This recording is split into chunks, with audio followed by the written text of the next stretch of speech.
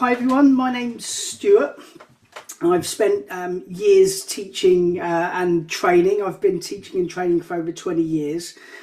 And one thing that I see over and over is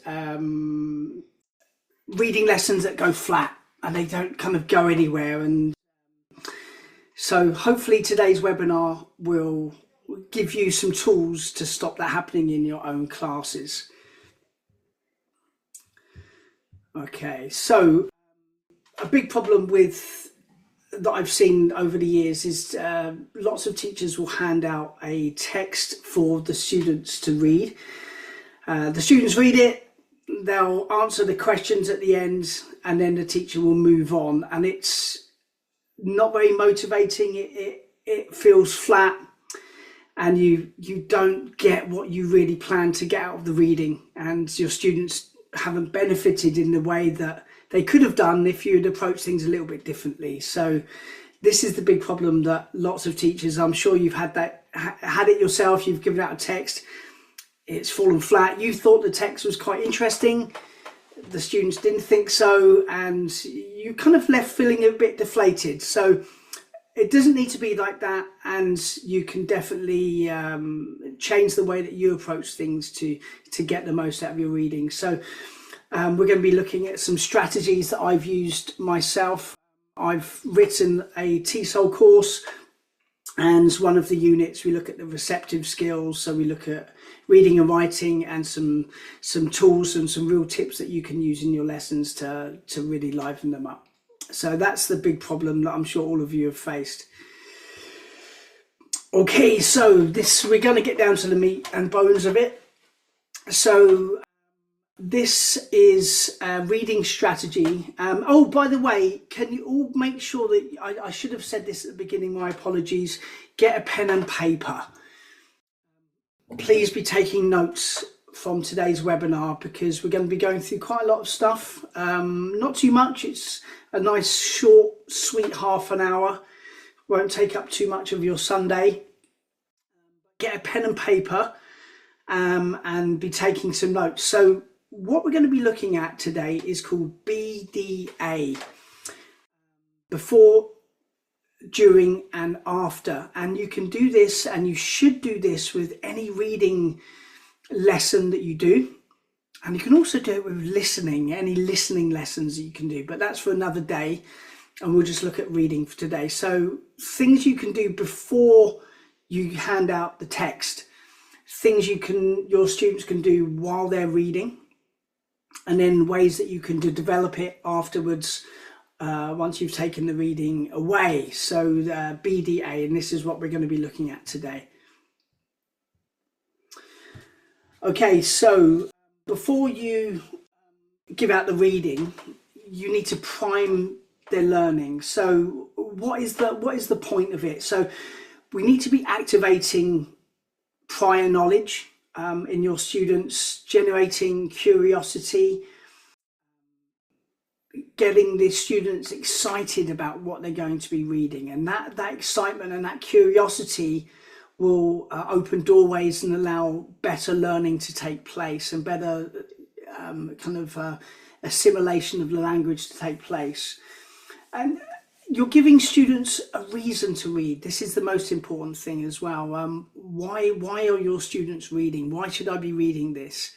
And so you're giving your students a reason to read, and also you're preloading key language that the students are going to be receiving from the text. So this is what we're going to be doing before the reading.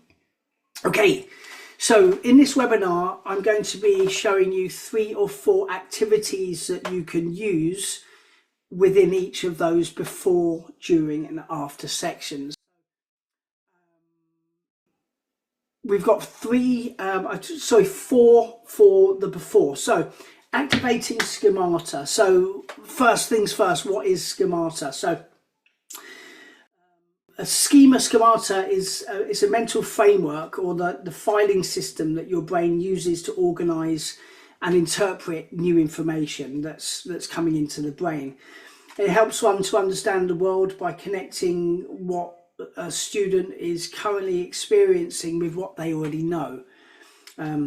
Think of schemata as your brain's kind of filing system, and it helps you to organize and interpret things. So by unlocking students' prior experiences in the topic that you're going to be giving them to read, once they start reading, it helps them take on board what they're reading by activating that schemata beforehand. So this picture, you've got a flat tire. Okay, so in this example, the students are going to be reading a text about someone that's going on a car journey, and they get a flat tire and they're running late and they're stressed out, and that's what the reading is about. But before you hand out the reading, you can ask questions to your students.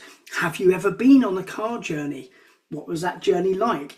Do car journeys bore you? Do you like looking out of the window? Have you ever broken down? And you start narrowing it towards the topics. Have you ever broken down? Do you know anybody that's ever broken down? Did it make you late? And we're activating the schema by discussing these things. Then when you hand out the text, which is about a car getting a flat tire, breaking down, running late, the students are ready to learn. So this is a good before activity. Brainstorming. So students work together to share information that they already know. The idea that the students can share words about the subject, so they're sharing language, they're sharing experiences, stories, anecdotes, and they're listening to one another. So by listening to one another, they're not only getting language from the teacher, they are working together to build language as a team. And again, this brainstorming is activating schema, and it's getting students ready. Perhaps some incidental language will come out from the brainstorming activity, which will aid the understanding of the reading that's about to happen. So brainstorming is a really cool activity that you can do before the reading comes out. Okay, so let's look at the next one. Remember to be taking notes. All right, so this is one of my favorite ones. So you print out some word cards, and you'll notice that these word cards are something to do with my story about being late. So I've chosen journey, nail, road, tire, and sat nav. And what you do, you put your students into groups, and you hand out these words, and you ask them to work together to try to guess what the story is about. So they are collaborating together, they're sharing ideas, they're sharing language, they're guessing, they're predicting. And by building their own story, it doesn't matter if they're right or they're wrong, they're working together, they're building this curiosity, and you tell them that these words have got something to do with your text that you're about to give out. So again, they're predicting, they're collaborating, they're working together, they're activating schema. And then when you hand out the reading, the students are prepped for what they're about to read. They're like, okay, that's what happened. There was a journey, the car hit a nail, there was problems with the road, and this is what happened. So you're preparing the students to read. So again, these very simple word cards, you can make them, photocopy them out, hand them out into groups, and it's a great way for prepping the reading.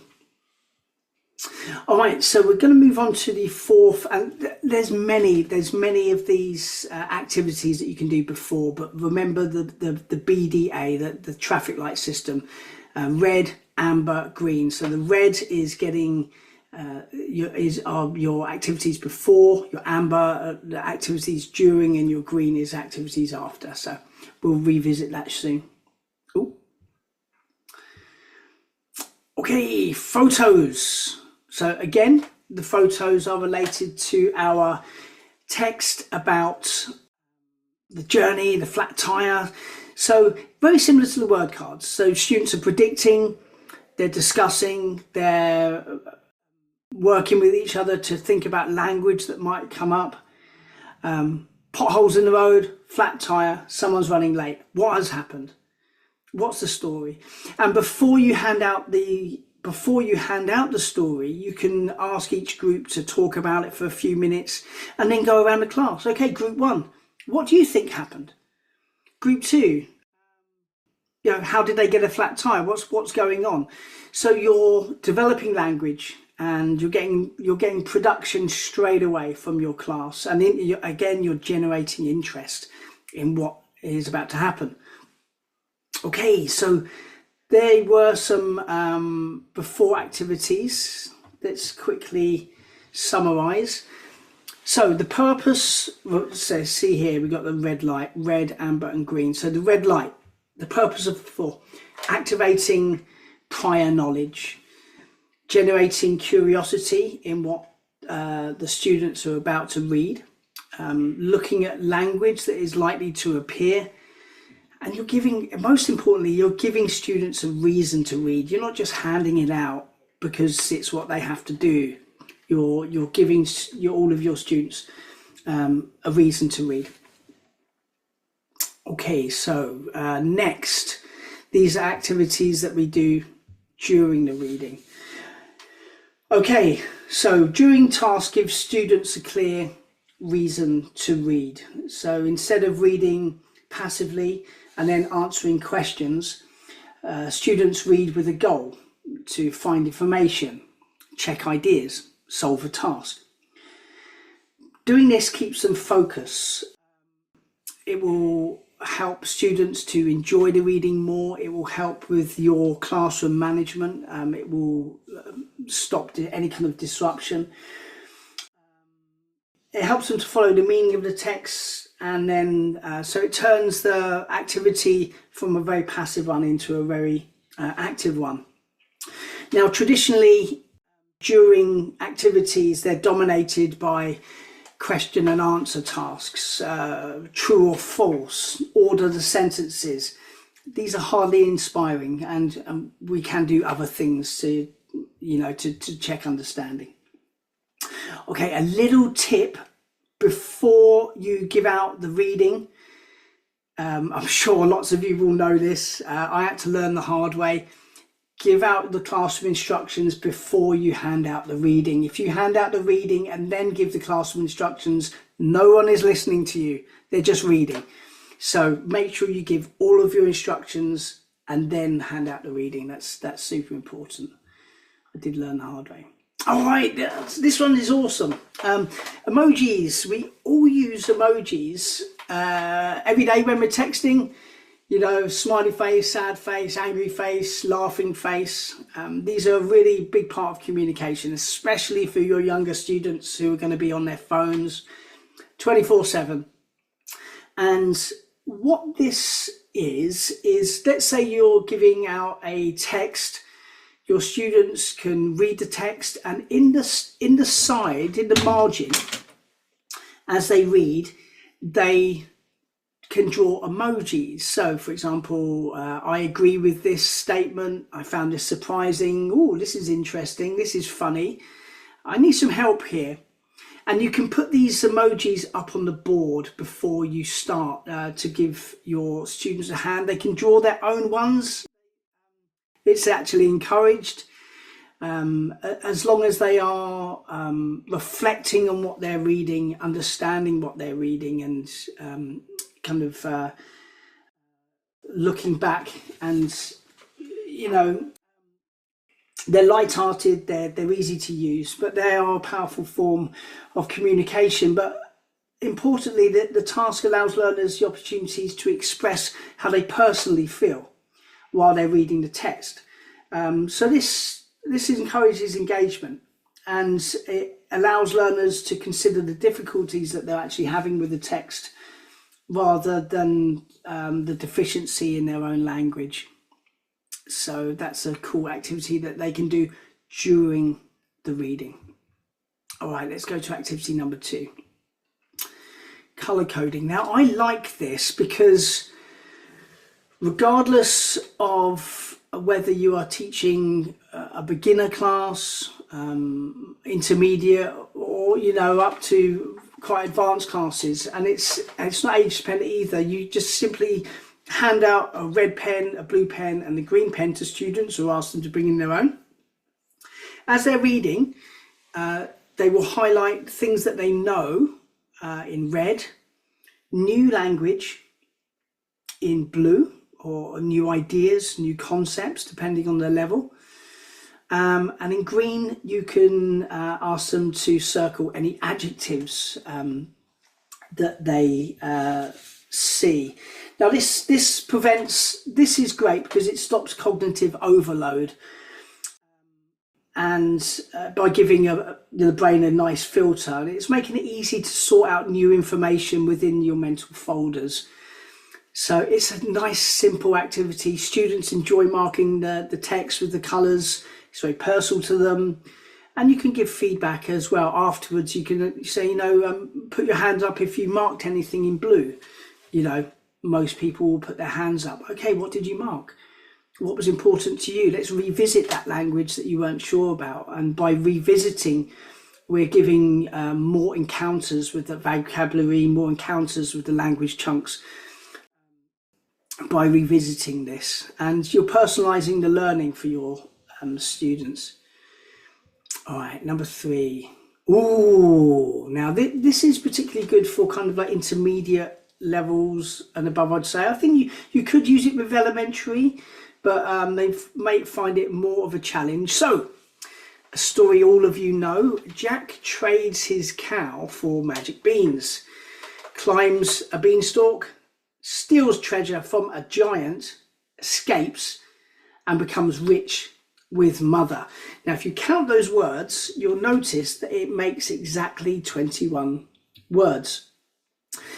And what you can do, you can give out any text and ask your students to take the most important parts and summarize the text in exactly 21 words, no more, no less. And the word limit helps students to consider the most important points of the text, as well as choosing the right structure and the right vocabulary in order to hit the magic 21. So we're looking at word choice, we're looking at structure, deciding the most important parts of the text, understanding the text, revisiting the text, looking again, checking again, counting, revisiting the text. And it's an interesting way to be working with the text. Okay. And the final activity for during, replace sentences. So you can get 5, give the text, take away 5 of the sentences from your text and write these sentences on the board in a different order. And then students must read the text and then try to work out where to put in these missing sentences, where they go. So this is often called a gapped text task, and it's powerful because it forces the brain to use formal schemata, the internal map of how languages work, how languages structures. And they'll be looking for clues as well, but, however, then, and next. So they'll be looking for cues of where they can put these sentences, and it kind of just helps them enjoy the reading. Okay, so as a summary, the purpose of during gives the students a purpose. It improves concentration, keeps them on tasks, and it turns what could be quite a passive Q&A, true or false, renumber the text, and you're changing the, you're giving different activities, you're changing things up, and pretty much you're giving students more of an enjoyable experience with the text. Okay, so we're going to move on to after the reading.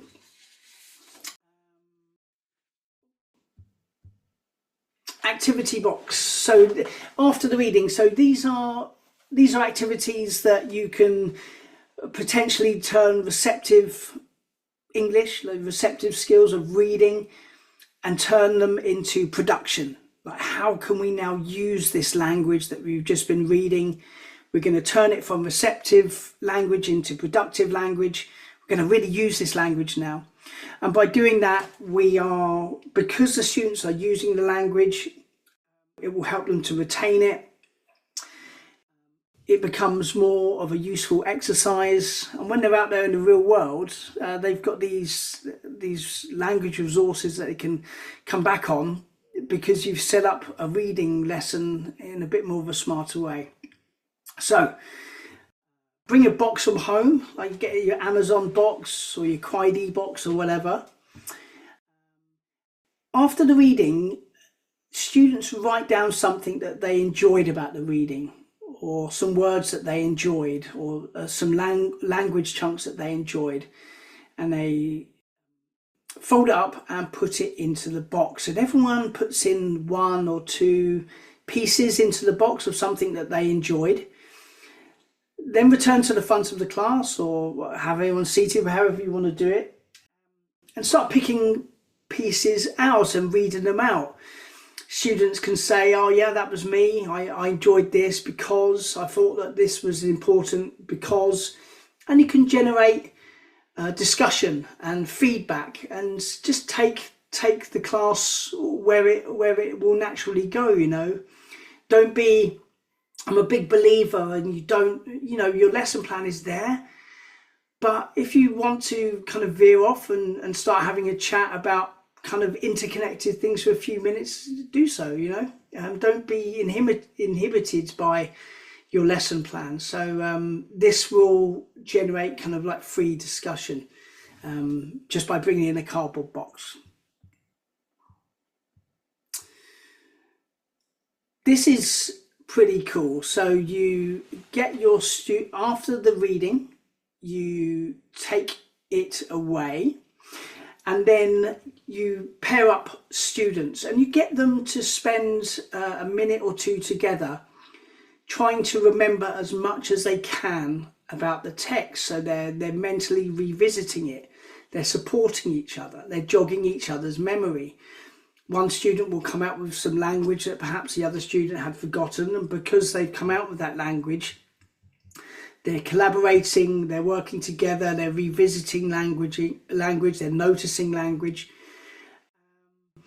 And you can actually hone this task, so you can get them to agree on the 5 most important points of the story. So they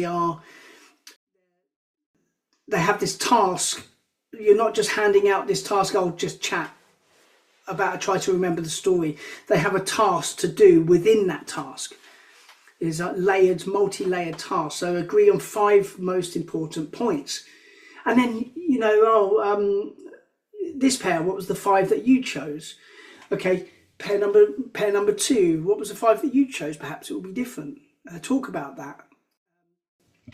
You can then break the pairs up and get them to repair and do it again. Will they come up with different arguments? Will they come up with new things that they've remembered from the story? So this is a good after activity as well. Alternative ending. So students, you can have students working alone. You could get them to be in pairs or in small groups. So we're going to revisit the task where the car got a flat tire, the person was late. What happened next? What would have happened if they didn't hit the nail? Students can be very inventive, and they can find this quite motivating, that invent your own alternative to the story.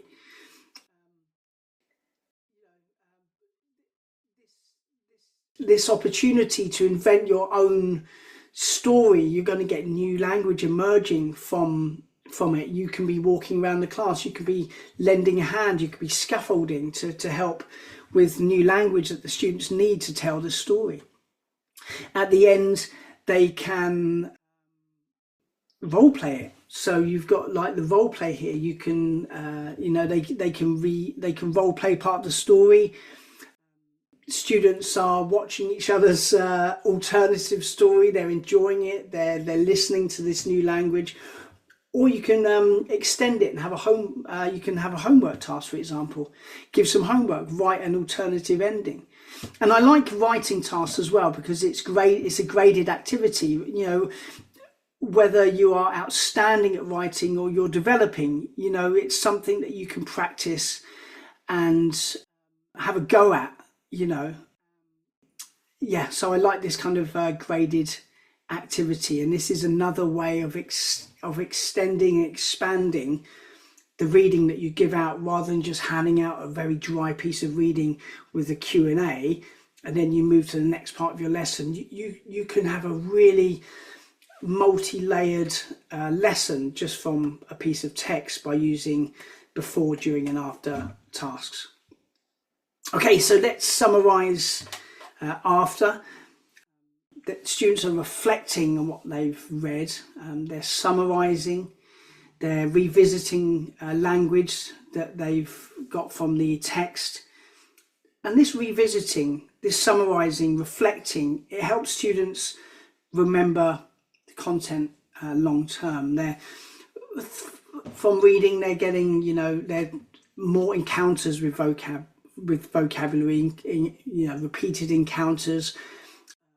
They are passively learning grammar without really noticing it, because they're reading these fixed grammatical structures, how they work together.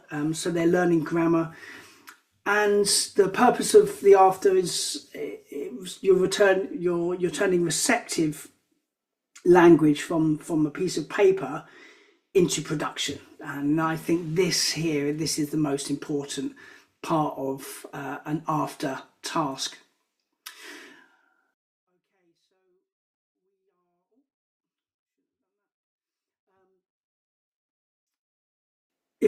What I want you to do to take away from this webinar is this BDA. Before reading tasks, during reading tasks, after reading tasks. Always do this with any reading that you do. Starting from Monday, starting from tomorrow, any reading task you ever give, think to yourself, traffic lights, red, amber, green. What is my red? What am I doing before I hand out this task?